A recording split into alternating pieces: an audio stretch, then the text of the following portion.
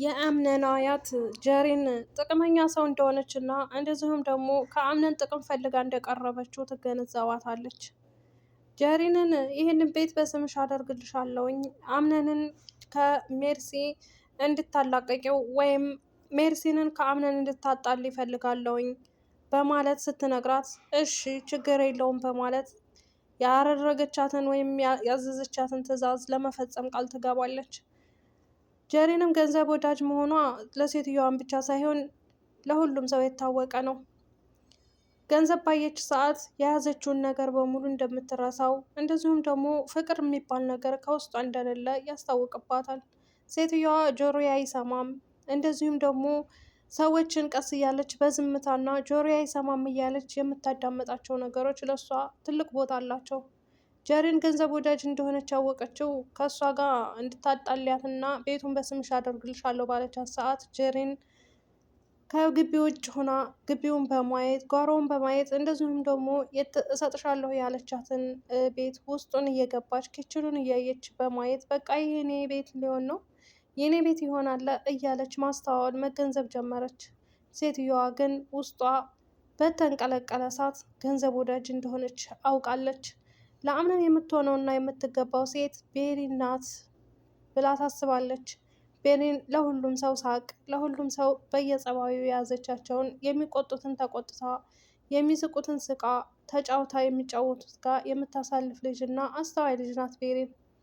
ቤሪንን ለአምነን እንደምትድረው ወደፊት ጥርጥር የለውም። ጀሪንንም ከህይወቷ ታስወጣታለች። ቤሪን ሜርሲም በቤተሰቦቹ ላይ ያደረገችውን ነገር አያትየዋ ካወቀች መርሲንን ከዛ ከቤት በአንድ ቀን ወይም በአንድ ደቂቃ አውጥታ ታባረራታለች። ይሄ የታወቀ ነው። ምክንያቱም ሴትየዋ በጣም ኃይለኛ እና በጣም ቁጡ ናት። ቁጡና ኃይለኛ ከመሆኗ የተነሳ ቤሪን ሜርሲን ቁጭ ብላ ሴትየዋን መጽሐፍ ያነበበች እያስመሰለች ሴትየዋን አተኩራ ታያታለች። ሴትየዋም እንደዚሁ የነቃችና ቀልጣፋ ሴትም ስለነበረች ጀሪንን ተፎቅ ካስጠራቻት በኋላ ቆይማ አንቺ ነበርሽ እኮ የልጅ አያት ብለሽ የባሌ አያት ብለሽ መተሽ ሰላም ልትይኝ የምትችይው በማለት ምን ነው ፈለግሽኝ እንዴ በማለት ጀሪን አላወጉ አላግባቡ እንዴት ነሽ በሚል በሚደብር ሁኔታ ሰላም ትላታለች። አሰላሙ አለይኩም ወራህመቱላሂ ወበረካቱ። ወደ የተከበራችሁ የቻናል ቤተሰቦች ሰላም ሰላም ብያለሁ። ውድ ክርስቲያን ወገኖቼ ሰላማችሁ ይብዛልኝ በያላችሁበት። ለዚህ ቤት አዲስ የሆናችሁ ላይክ፣ ሸር፣ ሰብስክራይብ ያደረጋችሁ አበረታቱኝ። ለምታበረታቱኝ ደግሞ እጅግ ከልብ አመሰግናለሁ። ውድ ኢትዮጵያውያኖች፣ ውድ የሀገሬ ልጆች ማለት ነው ከልብ ነው የማመሰግነው። ቪዲዮውን እስከ መጨረሻው ድረስ እያያችሁ ላይክ ሸር እያደረጋችሁ አበረታቱኝ። አሁንም በድጋሚ አገዙኝ። ወደ ቤተሰቦች እንግዲህ ዛሬ በድር ድራማ ይዤላችሁ መጥቻለሁኝ። የአምነን አያት የሆነችው እንግዲህ ሁሉም አያቴ በማለት ይጠሯታል። ሁሉም አያቴ ብለው በጠሯት ሰዓት ከነበረችበት ወይም ከሄደችበት ሀገር ወደ ቤት ስትመለስ እዛ ቤት እንደሚኖሩ እንደዚሁም ደግሞ እዛ ቤት እንደሚቀመጡ ለአምነት ትነግረዋለች። ያው እዛ ቤት እየኖሩ ነው ያሉ አሁንም። አምነን ግን ሰው ቤት መሆኑ ቅር ብሎ ቢለውም የአያቱ ቤት በመሆኑ በመሀል ደስ ቢለውም የእናቱን ቤት የእናቱን ትውስታ እዛ ቤት የአባቱንና የእናቱን ትውስታ እዛ ቤት አድጎ ተወልዶ ያደገበትን ቤት ትቶ በመምጣቱ በጣም አዝኗል። ኩሽናውንም በማየት የእናቴንም አይመስልም። ግቢውንም በማየት ምንም የጣመው ነገር የለም። ግን ምንም መሄጃ ስለሌለው እዛ ቤት መጥቶ መቀመጣቸው በጣም ደብሮታል። ወይዘሮ ዛህራም የምታነሳ የምትጥለውን ግራ አጋብቷታል። ከኪችን ውስጥ ሆና ምን ትስራ ምን ታንሳ ምን ትጣል የምታውቀው ነገር የለም። ግን ዝም ብላ ኪችን ውስጥ መራመድ ወይም እንደዚሁም ደግሞ እቃዎችን ማየት ብቻ ሆኗል ስራዋ። አሁን ላይ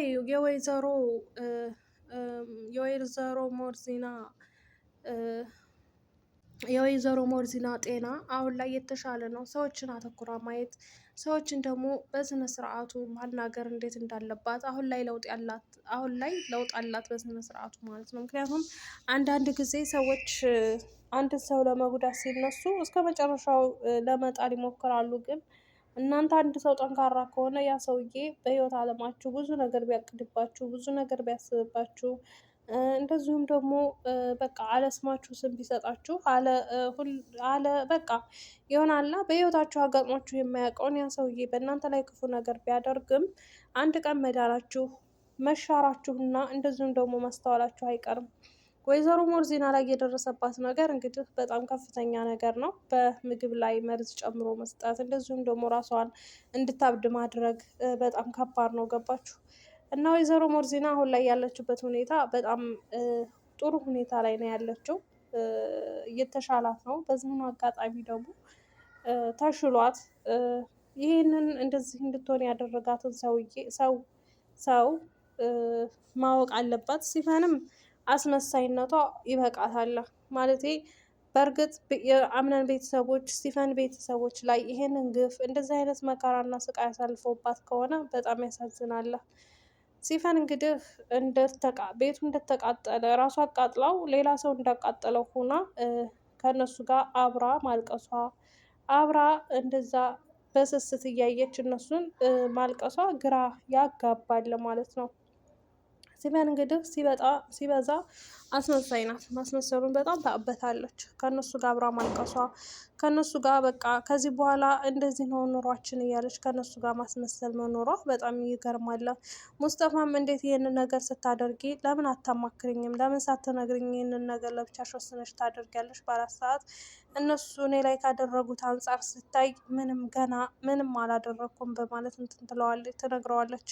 ሙስጠፋ ከአንዱ ክላስ ውስጥ ሂደው ቁጭ ብለው እንግዲህ እንዳወሩ ቢያደርጋትም እሷ ግን ጥላው ሙስጠፋን ወደ ቤት ትገባለች። ሙስጠፋም ግራ ተጋብቶ እንዴት ይሄንን ነገር ታደርጊያለሽ ለእኔ ሳታማክሪ በማለት ቢነግራትም እንግዲህ ያው አላመነችውም። በዚሁ አጋጣሚ ሙስጠፋን እንግዲህ ቤቱን እየለመድሽው ነው ወይ ብሎ ስጠይቃት ሜርሲ እኔ እንኳ ለምጄዋለሁኝ ትለዋለች። እንዴት? ከዚህ በፊት እመጣ ነበር። እዚህ ቤት ነው ያደግኩት። ለእናንተ ነው እንጂ አዲስ ነው የሚሆንባችሁና መልመድ ያለባችሁ እናንተ ናት። አይ እንደዛ ከሆነ አሪፍ ነው በማለት ይመልስላታል ሙስጠፋ። ቆይም አንተ ልጅ እየተከታተልከኝ ነው እንዴ? ትለዋለች። ኧረ እኔ ምን ብዬ እከታተልሻለሁ? ለምን እከታተልሻለሁ? አጋጣሚ ሆኖ ነው። አይ አጋጣሚ እንኳ አይመስለኝም። ተጠንቀቅ ትለውና ወደ ላይ ትታው ትሄዳለች። ሜርሲ ሙስጠፋም ወደሚሄድበት ይሄዳለ። ጀሪ በደስታ ስለፈነጠቀች ግቢውን እያየች ግቢውን እየዳሰሰች እና ይሄ ቤት ይሆናል በማለት እንግዲህ እያንጋጠጠች እያየች አበባዎቹን አትክልቶቹን እያየች እንግዲህ በደስታ ፍንጥቅ ብላ ቤቴ እንዳይጠፋኝ በቃ መመለስ አለብኝ ብላ ወደ ቤት ትሄዳለች ማለት ነው። ቤት ከገባችን በኋላ በቃ ይሄ ቤት የኔ ይሆናል እያለች ሰተት ብላ ወደ ቤሬን የተኛችበት ክላስ ትገባለች። ቤሬን የተኛችው ግን ያሳዝናል። የአምነንን ልብስ ካጠገቡ አድርጋ ነበረ የተኛችው አቅፋ። እንትናም ጀሪም በጣም ተናደደች፣ ተበሳጨች እና ቆይ ይሄ ጃኬት ከሷ ጋር ምን ይሰራል ብላ እንግዲህ አስባ ሊሆን ይችላል። በዛም አጋጣሚ ቆይ ማይችልሽ ከኔና ከባሌ ምንድን ነው ያላት ነገር? ምንድን ነው ችግርሽ? ብላም እንግዲህ እዛው ጋር ሊጣሉ ይችሉ ይሆናል። እንግዲህ እዛ ሁኔታ ሆና ነው እንግዲህ ድራማው ያለቀው። እንትናም አምነን በነገራችን ላይ በጣም ያሳዝናል። ያደገበትንና የተወለደበትን ብዙ ነገር ያሳለፈበትን ከቤተሰቦቹ ጋር ብዙ ታሪክ የነበረውን ቤት እንደዚህ በጣም አዝኗል ማለት ነው። ተበሳጭቷል። እዛ ግቢ ሆኖ እንግዲህ ግቢውን መዳሰስ እና ማየቱ ለሱ ትልቅ ነገር ቢሆንም ግን ሆኖም ደግሞ በጣም አዝኗል። ወይዘሮ ዛህራን እናቴ ትሆኝኛለሽ በማለት እንግዲህ ስጠይቃት ወይዘሮ ዛህራም ምንም ሳላቅማማ ምንም ወደኋላ ሳልል እናትህ እሆናለሁኝ ልጄ አይዞህ ይለመዳል፣ የማይለመድ ነገር የለም በማለት መልሳለት ነበር። ቃልም እንግዲህ ከጎኑ እንደሆነ በቃ ወደ ስራ መመለስ እንዳለበት ለቤተሰቦቹ ወይም ለትዳሩ ጊዜ መስጠት እንዳለበት ይነግረዋል። ቃል ግን አስተዋይ ቢሆንም የጠረጠርከው ሰው አለ ወይ? በድርጅቱ ላይ ያንን ነገር ካደረጉ በኋላ በአንተ ህይወት ላይ አንተን ባዶህን ለማስቀረት የሚፈልጉ ሰዎች ናቸው። ስለዚህ መፈለግና እንትን ማለት አለብህ ይለዋል። ሆኖም ግን እዚህ ድራማ ላይ ያስጠላኝ ነገር ቢኖር ድራማውን ሀሳቡን በደንብ አይቋጩትም። ምክንያቱም አንደኛ ዳኑ በታገቻችበት ሰዓት ማን እንዳገታት ሳይፈለግ እና ሳይታወቅ፣ ሲቀጥል ይሄ ቤት ተቃጥሎ እነሱ እዛ በነበሩበት ሰዓት እንዴት በምን መንገድ እንደወጡ እንዴት እንደሆኑ ያየነው ነገር የለም። ሆኖም ግን ድራማው አሪፍ ሆኖ እያለ ደቂቃ ጨምረው ሀሳቡን ዘርዘር አድርገው እንደ አክተሩ እኛም ደግሞ እንደምንተመልካች ኮሜንት እንደምንጽፈው ሀሳባቸውን ማሳየት አለባቸው። አሁንም ደግሞ ይህንን ቤት ማን እንዳቃጠለው ሳይታወቅ ሌላ ነገር እንዳይጀምሩ ማለት ነው። እና ውድ ቤተሰቦች አመሰግናለሁ።